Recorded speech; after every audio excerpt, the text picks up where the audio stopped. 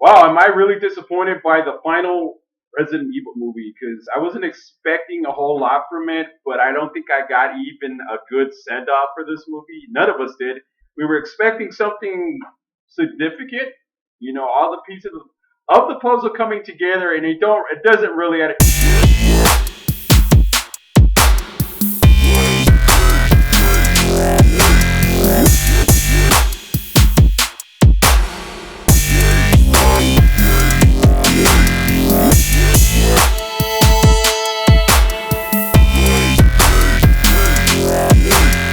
So, Resident Evil Final Chapter, directed by Paul W.S. Anderson, who is the husband who met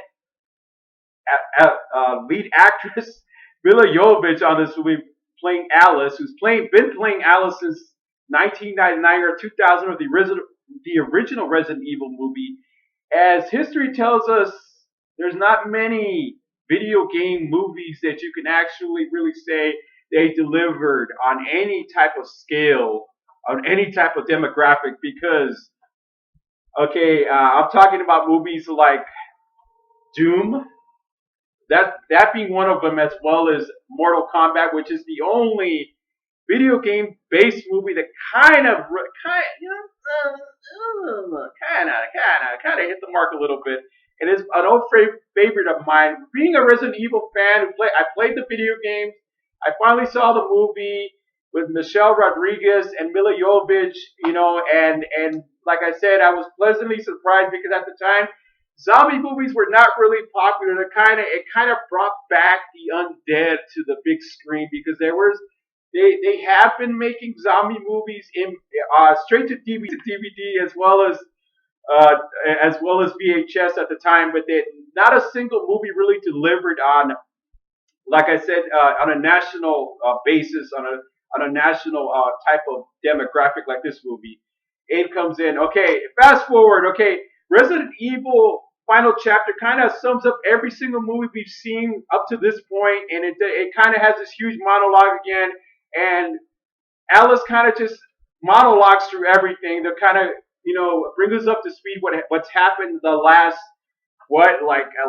15 years in the franchise, and I'm not happy to say this movie did not deliver as a send off. Like I said, if okay, you think about it, Paul W.S. Anderson, who likes The Matrix, who likes RoboCop, who likes science fiction, and who kind of likes zombies a little bit, did not deliver. This is probably the lesser sequel of any of the movies in this franchise. Because basically Alice is trying to find the cure for the T virus, and there is a cure for the T virus on the film, and you finally see that, like as a send off, as a final curtain call of this franchise. They don't really try to help you or make any real sense of what's happening, any panic, any danger for and not even in any scene of this movie. It's like Alice is indestructible. She's kind of like a little bit like Keanu Reeves on The Matrix, and like I said, there's traces of Mad Max on this movie. There's traces of RoboCop on this movie, and okay, a lot of the characters that come back, Ali Larder comes back as Claire, irrelevant. Sean Roberts as Albert Wesker, irrelevant. Liam Glenn as Dr. Alexander, irrelevant. And of course, Carlos Oliveira as Oded Fear as Carlos Oliveira, irrelevant, because really there's nothing going on in this movie except action scenes, and there's so much shaky cam. And this is probably the absolute worst editing I've ever seen on a movie.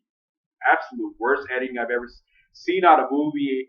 There's a monster on it, one of the Resident Evil monsters, kind of like this bad-looking dragon kind of thing, and once it's kind of this is a movie. This is basically a 90, 80 minute video game straight to film. It's like if somebody went on YouTube and decided, okay, I'm gonna put this together. I'm gonna put the video game Resident Evil and put it together, make it into a movie, and kind of do some voiceovers for it. And that's basically what you got in this movie. Even though I'm a fan of Resident Evil films, and I'm proud to say it. I just am. probably wouldn't purchase this movie. Maybe watch it at the Redbox or something like that.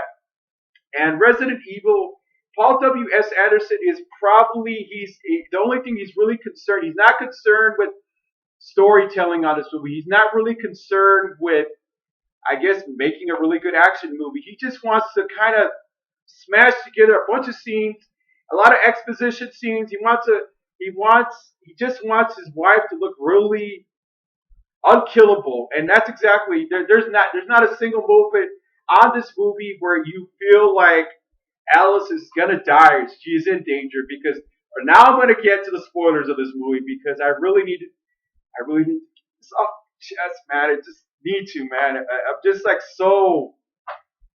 I'm probably gonna see just like every other Resident Evil. The only Resident Evil I probably haven't gotten to see is the original one, but like I said, that's probably why Michelle Rodriguez didn't want to come back and do sequels. Because everybody you see in Resident Evil Retribution comes back, but you don't really see any sense of character development. It's just like I said, it's just a bunch of talking heads. Alice is kind of like a robot. I mean, Mila Jovovich's range is it's not up to par with any kind of drama or any kind of, like I said, she's kind of like a robot a little bit. She kind of takes control of the situation. All she knows is she's got to destroy the zombies. She's gonna kill them all, like God sort of. So okay, now to the spoiler part of this review. Okay, there's an ending of this movie that discredits everything of the Alice character, everything of the Resident Evil movies up to this point. I mean, if you really put a grip on it, it's kind of like a headache, kind of like the headache I got today. So actually, Alice is a clone of this older Alice who looks like to be about 70 years old, who's sitting in a wheelchair, and Dr. Alexander tells her she's a clone. She's not real. She's been a clone because you kind of see clones throughout this franchise, starting with the fourth installment up to the one we got now, and it kind of gave you like kind of clued you in a little bit what it was going to be like. It kind of gave you like a little clue that you might as well screw this franchise completely. Give us a giant mind scramble that'll give us a migraine, because that absolutely discredits everything up to this point, everything this franchise stands for. It discredits everything. I've never been so disappointed with what writing on. There's no writing on this. It's just like I said, just a bunch of action scenes. There's a scene where you see her jogging, taking a nice little jog with a bunch of zombies right behind her, with Dr. Alexander taunting her and telling her she has to go help them get the T virus. See, the T virus on this film, there's a cure for the T virus on the film. There's an antibody for it, and she has to go find it. And when she finally does find it, okay, get ready for this one if you haven't seen this. Okay, she still has the T virus in her somehow, because I remember the last movie it got injected out of her. But on this movie, I guess she still has it for some reason. See the inconsistencies and the mix-ups on this. I can't even do this review because I'm so disappointed. So it's kind of like a antibody that can be released into the air and stop the entire zombie infection in one shot. And on this movie, it says it's going to take a couple years to completely cover the whole Earth. So at the very end of the movie, you see Alice. She releases the antibody into the air, and every zombie, like there's a bunch of like over maybe hundreds of zombies coming toward her at the very last minute. That's really the only scene where you kind of think that Alice is gonna probably bite the dust finally. You don't really see that because you know she's not gonna die. So she dies, and you just don't really feel anything. You don't feel anything. You don't feel sorry for her. You're like, all right, she's dead, but she's probably going to wake up, and that's exactly what happens. She wakes up. How does that make any sense? They Claire said on the movie that Alice would die if she released the antibody into the air. and she doesn't die.